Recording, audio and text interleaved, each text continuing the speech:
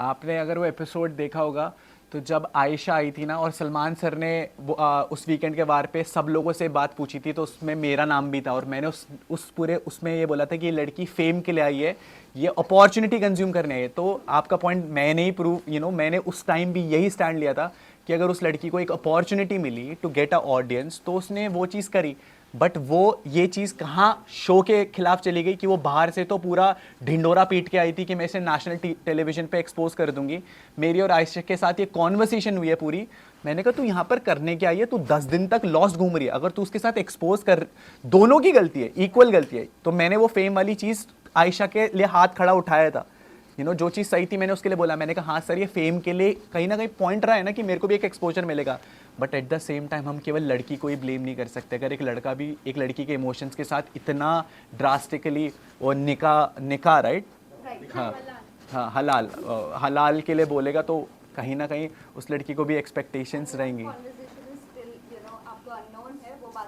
हाँ मैंने अभी शायद इतनी सारी फुटेजेस, मैं वो फुटेजेस नहीं देखे अभी के लिए।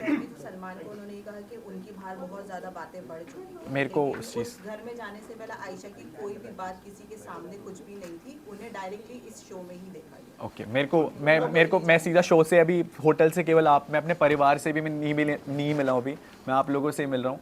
But at the end of this interview I just want to thank you. वो जो हाफ इन्फॉर्मेशन वाली बात मेरे भाई तक पहुंचाई गई और पब्लिक तक पहुंचाई गई, it's because of you. I really want to thank everyone from the news fraternity कि आप लोगों ने एक बहुत क्लियर चीज़ को सच सामने रखा। मेरा भाई ना आपके भाई वीडियो बना के गाली दे रहे थे, एक वीडियो वायरल हुआ था मेकर्स को गाली देने वाला आपके भाई के through.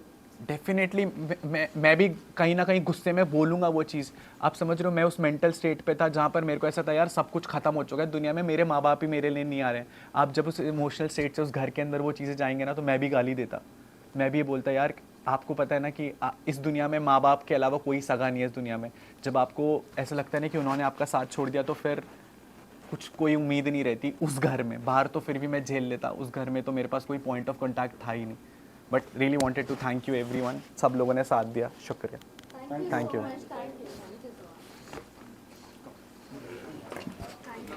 Thank you so much.